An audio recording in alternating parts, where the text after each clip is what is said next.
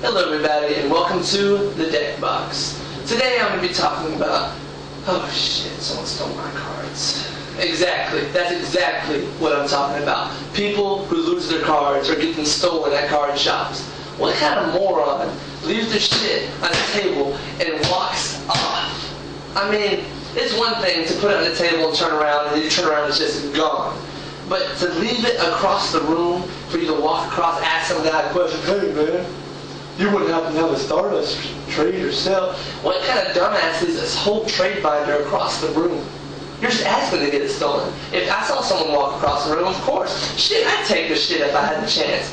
But you know, some people just don't learn. When it comes down to it, is there's, I guess, two kinds of people in the world. There's people who take care of their shit, and then there's people who just with it. I think the whatever people are the people that are always constantly losing their crap. And it's not just Yu-Gi-Oh! I mean everything. They always lose their keys, their wallet, their whole life's a mess. They don't even have a license. Those are the people that live in their mom's basement for the rest of their life. But the people who actually take care of their stuff seem to succeed. Kind of reminds you of something. Anyway, I promised y'all an interview with Drumming Taco YGO. But he recently moved and his computer is still in storage. That interview is still promised, although the date will be pushed. I can't tell you exactly when because I'm still talking to him about the actual final date, I guess. But I'm also going to promise you another interview with Dragon Duelist Girl. She recently agreed that an interview would be pretty cool and to get together and talk and whatever. Of course, through Skype. It's not like she'll actually be here. I doubt she'd fly out here just to do some YouTube interview. But, as promised, I'm going to do what I can and keep pushing for her to come over. Anyway, we will have an interview, and it's a person I'm pretty close to. It's a teammate. His name is Roberto Benitez. He runs Zombies. I keep trying to get him to go net, but he refuses. So, let's get going. Alright everybody, this is Roberto Benitez. Hi everybody out there on YouTube. Remember what I was talking about earlier about people getting their shit stolen? Well, why don't you tell the crowd? You never told me you were going to bring me on the show for this. But this is, you know what? I love you. You're a teammate, that's all that matters, man. We went up as a team to a card shop, you know, in the beautiful state of Georgia. Gotta love it. Great place. From New York, coming down here, loving it. Went to the card shop, you know. Of course, I don't know if he told you guys on YouTube, I'm running an archaic deck. It is all zombies. Well, it was all zombies until I started subbing some things out. Now, if you guys want to figure out what's on it, I'm going to be having my own channel soon. So, if you want to figure out what's in this voluptuous orange box, you're going to have to tune in for me. But, so we went to the Super Games. I was playing my buddy here's favorite type of deck. For all you YouTubers out there, your net decks of greatness. I can't lie, they're annoying and they're hard as hell to beat. The anti-meta decks are ridiculous. You know, those freaking plant swarm blow up everything, which is redonkulous. No, sexy, wrong one. But you gotta admit though, the zombies still give you some issues, baby. Only because it's freaking Necroface. Oh, just because of the Necroface. You see how we just tuned it out to just one card, everybody? It's not just one card. It's how the deck runs. It's all put together so beautifully. And this is what I'm coming to. Oh, you're going a little off subject. How'd your stuff get stolen, bro? Alright, I was going against the anti-meta decks and at Super Games in Georgia. And one of my teammates wanted a card for his deck. He's also running a net deck Malefic deck, so you know I was trying to help him out for some trades, you know, get all his stuff together. And the guy I was going to trade after we were done dueling, and he put a waiver on the table. If I could beat him, he'd do the trade. If I lost, then I'd have to throw more into the trade to get it. So I was like, alright, cool, I have confidence in myself. So I went, I dueled him, you know, we're going through it. I won. I was happy, you know, my teammate had, you know, 100% confidence in me.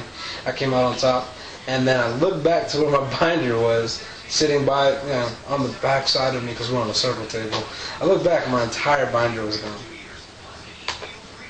It happens, man. I mean, and the only problem that I had was, going up there, and the owners of the shop didn't really do anything. I'm not putting down the shop. The shop is the only shop we have, so I can't really say anything bad about them until another one does come out and surface.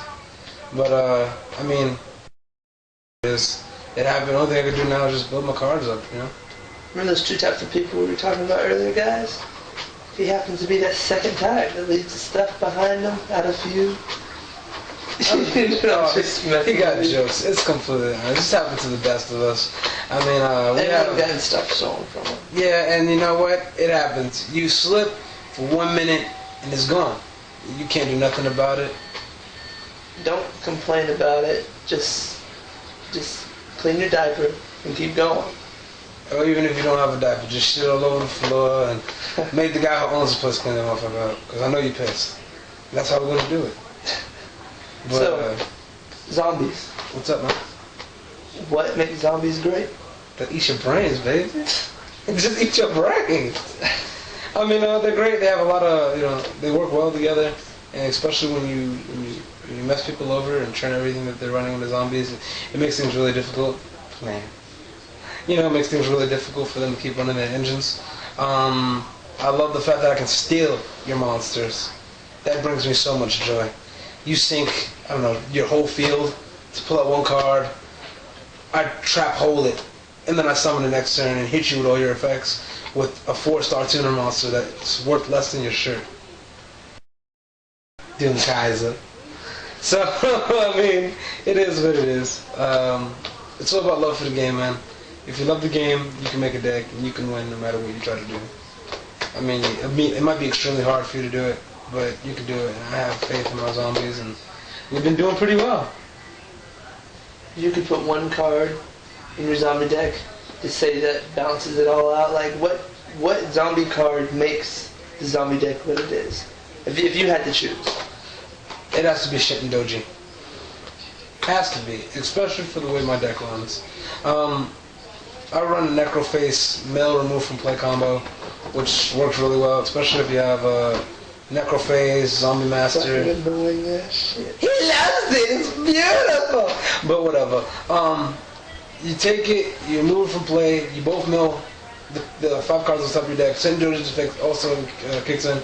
After the 5 cards you milled, you get to draw a card. Okay, cool. Sounds like crap, right? If you have 2 Shinten Dojis and a Zombie Master on the field, you remove 2 zombie monsters from play.